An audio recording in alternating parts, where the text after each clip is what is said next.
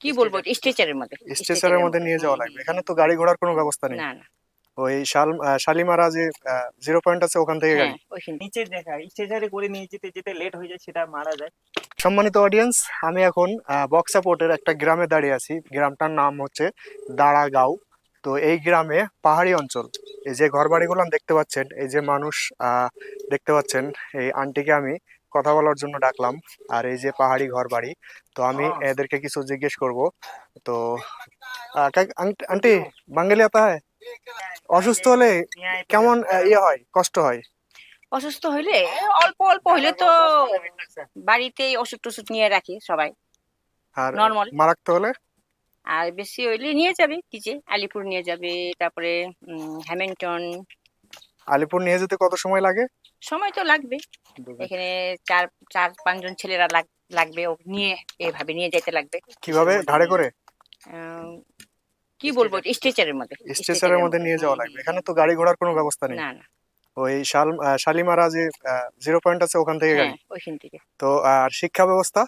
শিক্ষা এখানে আছে, junior high school. Junior high আর স্কুল হাই স্কুল, যেটাকে আমরা 12 ক্লাস বলি, না, ওইটা না। ওইটা এখানে নাই। তো ওইটার জন্য কোথায় যাওয়া লাগে? আলিপুর, আহ, আলিপুর তো যাবে। এই হচ্ছে। আর জীবিকা নির্বাহ কিভাবে হয় আপনাদের?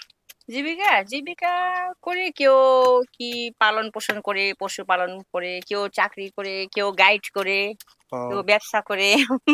কে তো ভাই নানি কি পশুপালন লালন পালন করেন কানিরা। কাকি? কি কি পালছে? কাকি, হ্যাঁ হ্যাঁ হ্যাঁ, বলেন। আপনাদের এই যে ঘর বাড়ির পাশে যে অসাধারণ অসাধারণ ফুলের গাছ লাগিয়েছেন, হ্যাঁ হ্যাঁ। আসলে এটা খুব ভালো লাগছে, চমৎকার। আচ্ছা, থ্যাংক আহ, ইউ। তো আপনার সাথে কথা বলেও ভালো লাগলো। হ্যাঁ, তো এই হচ্ছে পাহাড়ি অঞ্চলের জীবন জীবিকা নির্বাহ করে এই যেমন পর্যটকরা আসলে কিংবা পশু লালন পালন করে বা অন্যান্য ভাবে জীবিকা নির্বাহ করে। এখানে চিকিৎসা ব্যবস্থা একদমই কম। যে নর্মালি হলে চিকিৎসা ব্যবস্থা একটু হয়, আর তাছাড়া মারাত্মক কোনো সমস্যা হলে এখান থেকে আলিপুরদুয়ার নিয়ে আলিপুর যেতে নিয়ে হবে। যেতে হবে। 2 থেকে 3 ঘন্টা লাগে। আর এখানে পায়ে হেঁটে কত কিলোমিটার? এখান থেকে মোটামুটি আপনার 3 কিলোমিটার মতন। এটা তো প্রথম সেকেন্ড গ্রাম এটা, ঠিক আছে। এখান থেকে উপরে আরো মোটামুটি 8টা 9টা গ্রাম বসেছে, ঠিক আছে। হ্যাঁ হ্যাঁ। আপনার মোটামুটি আপনার পাহাড় থেকে স্ট্রেচার করে নামাইতে মোটামুটি 1.5 থেকে 2 ঘন্টা মতন লাগবে। তারপর এখান থেকে আপনার গাড়ি মোটামুটি আপনার 31 কিলোমিটার নিয়ে যাওয়ার পর তারপরে আপনার হসপিটাল পাবেন। তাও মাই অনেক গড। আপনার অসুবিধা হয়। আর যদি আপনার লোক যদি অসুবিধা হলে আপনার কেউ কেউ এরকম আপনার অবস্থা হয়ে গেছে, আপনার নিচে দেখা স্ট্রেচারে করে নিয়ে যেতে যেতে লেট হয়ে যায়, সেটা মারা যায়। সেগুলো প্রচুর আসলে হয়েছে দুঃখজনক। কেসটা।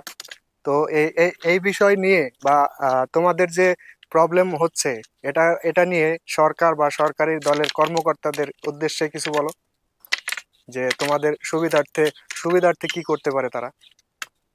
এখানে আর কি বলবো, এখানে একটা ভালো হেলথ সেন্টার হইলে ভালো হইতো। আর একটু কাছে নেন ওটা। হেলথ সেন্টার আর ছিল এখানে, হেলথ সেন্টার এখন তো নাই। আর শিক্ষা ব্যবস্থার ক্ষেত্রে? শিক্ষার জন্য কি বলবো, কিছু লাগেন জানি।